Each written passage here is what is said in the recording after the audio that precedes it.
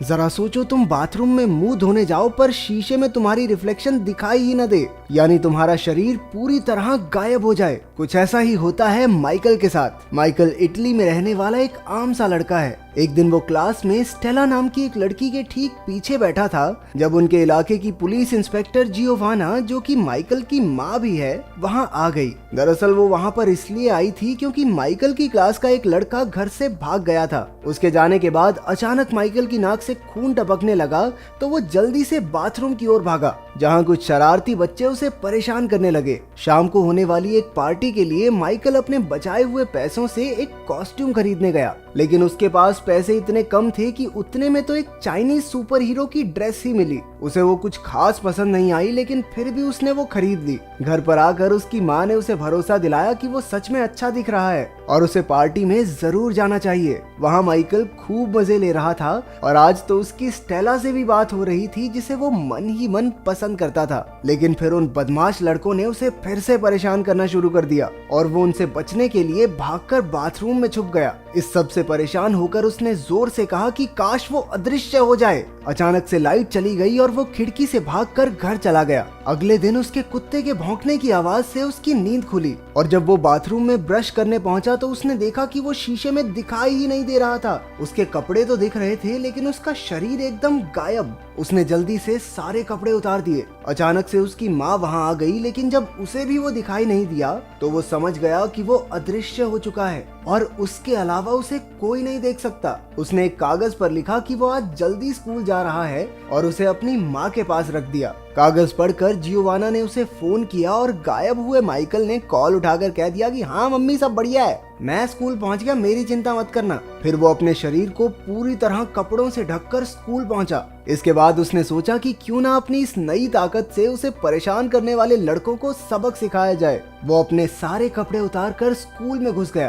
Class के दौरान उसने उस लड़के की पेंट बॉल गन से उन्हें पढ़ा रही टीचर पर पेंट बॉल की बौछार कर दी, जिसके बाद उस लड़के को सस्पेंड कर दिया गया। फिर वो लड़कियों के चेंजिंग रूम में जाकर उन्हें कपड़े बदलते हुए देखने लगा। शक्तियों का सही गलत इस्तेमाल हो रहा है। अचानक एक लड़की ने गलती से अपना टॉवल उस पर फेंक दिया और तौलिए ने उसके शरीर का आकार ले लिया। ऊपर से उसकी शक्तियों को भी अभी गायब होना था। अब वो फिर से सबको दिखाई देने लगा। नंगे पुंगे लड़के को चेंजिंग रूम में देखकर लड़कियां चिल्लाकर इधर उधर भागने लगी। अगले दिन क्लास के दौरान हमें पता चला कि उनकी क्लास का एक और लड़का घर से भाग गया था। अचानक से माइकल के हाथ धीरे धीरे गायब होने लगे। क्लास की घंटी बजते ही वो जल्दी से वहाँ से भाग निकला। वो अपने पूरे शरीर पर कपड़े लपेटकर घर पहुँचा तो उसकी छोटी बहन कैंडला उसके कमरे में बैठी थी। माइकल ने दीवार की तरफ मुंह करके उसे वहाँ से जाने को कहा, लेकिन कैंडला भी बाहर जाने का नाटक करके उसके कमरे में ही रुक गई। ये सोचकर कि उसकी बहन चली गई, माइकल ने अपने चेहरे से मफलर हटाया और पीछे मुड़ा।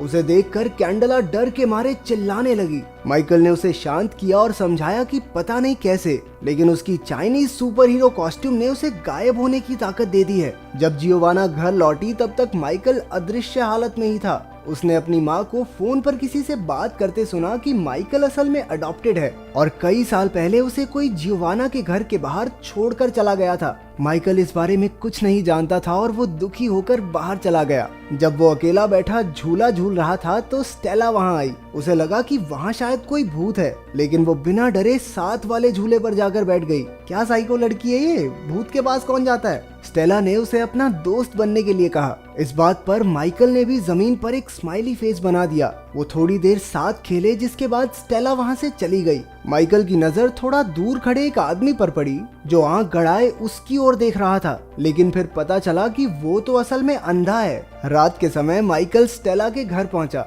वो भी एक अदृश्य दोस्त बनाकर बहुत खुश थी। कुछ देर बाद उन्होंने एक दूसरे को किस किया, लेकिन अचानक माइकल की शक्तियां फिर से जाने लगी। इससे पहले कि स्टेला उसका चेहरा देख पाती वो वहां से भाग निकला। कुछ समय बाद स्टेला जिम्नास्टिक्स हॉल में अकेली प्रैक्टिस कर रही थी जब अचानक किसी ने उस पर एक डार्ट से हमला किया।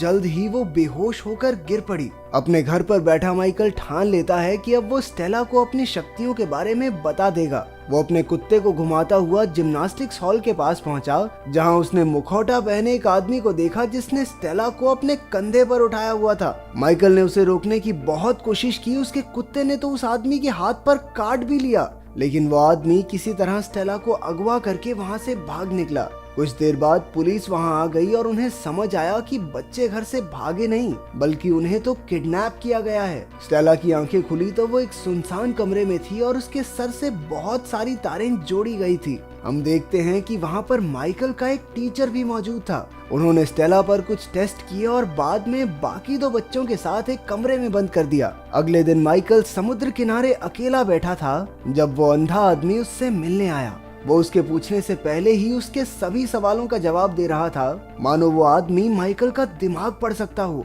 उसने बताया कि उसका नाम आंड्रेज है और वो माइकल का असली पिता है। माइकल ने उसकी बात नहीं मानी और चिल्लाकर कहा कि तुम झूठ बोल रहे हो। लेकिन फिर आंड्रेज ने उसे पूरी कहानी सुनाई।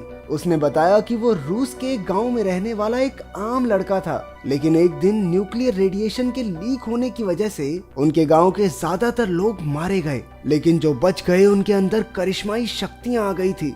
इस बारे में पता चलते ही फौज ने उन्हें हथियारों की तरह इस्तेमाल करने का प्लान बनाया। वो उन पर खूब अजीबोगरीब एक्सपेरिमेंट्स किया करते। रिपोर्ट्स में पता चला कि आंड्रेज और माइकल की मां के अलावा वहाँ पर कोई भी बच्चे नहीं पैदा कर सकता था। जब माइकल का जन्म हुआ तो वो इन अनोखी शक्तियों के साथ पैदा होने वाला पहला बच्चा बना, लेकिन उसे एक अच्छा भविष्य देने के लिए आंड्रेज और माइकल की माँ उसे लेकर मिलिट्री कैंप से भाग निकले। आंड्रेज माइकल के साथ किसी तरह बच निकला, लेकिन उसकी पत्नी मारी गई। वो जानता था कि माइकल कभी उसके साथ सुरक्षित नहीं रहेगा, तो उसने अपनी शक्तियों के इस्तेमाल से जियोवाना का दिमाग पढ़कर पता लगाया कि वो सच में एक अच्छी औरत है और अपने बच्चे को उसके घर के बाहर छोड़कर चला गया। लेकिन अब मिलिट्री को पता चल गया है कि वो खास बच्चा इसी इलाके में कहीं है। माइकल को अब भी उसकी बातों पर भरोसा नहीं था, लेकिन आंड्रेज ने अचानक से कहा कि वो यहाँ पर और बातें नहीं कर सकते क्योंकि थोड़ी दूर खड़े एक मछुआरे को उस पर शक हो गया था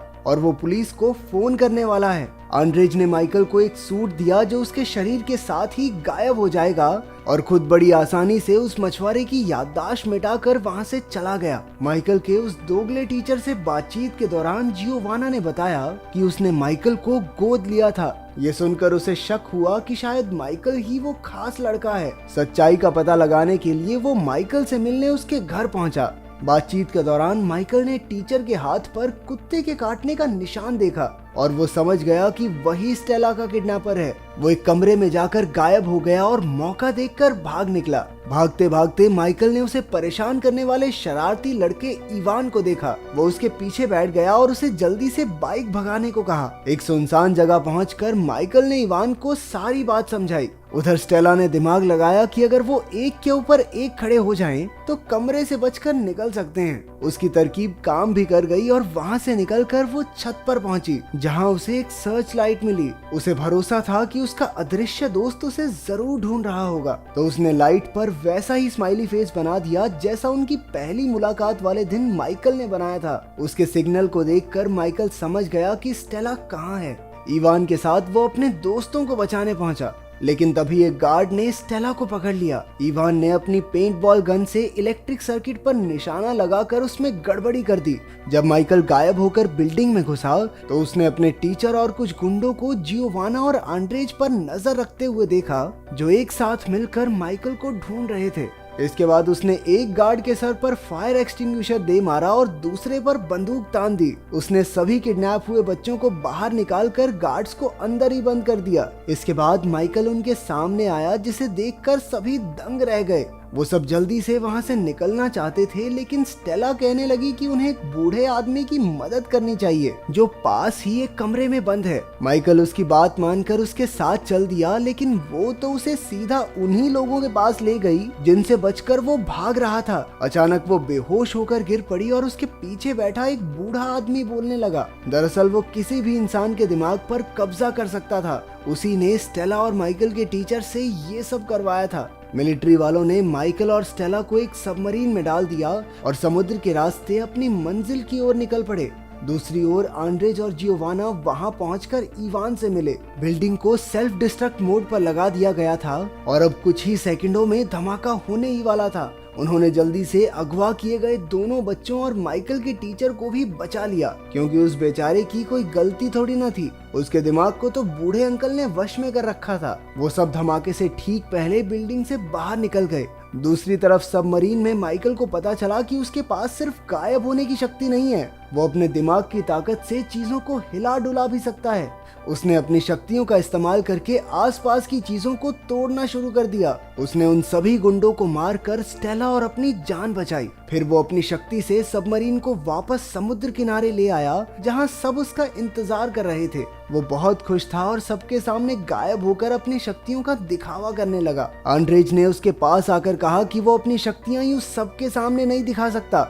उसकी पहचान को गुप्त रखने के लिए आंद्रेज को वहां मौजूद सभी लोगों की याददाश्त मिटानी होगी। माइकल ने बात को समझकर एक आखिरी बार स्टेला को किस किया, जिसके बाद आंद्रेज वापस लौटने का वादा करके सबकी याददाश्त मिटाकर वहां से चला गया और सब कुछ एकदम पहले जैसा हो गया। अगर वीडियो पसंद आई तो लाइक कर देना, चैनल को सब्सक्राइब कर देना। मिलते हैं अगली वीडियो में।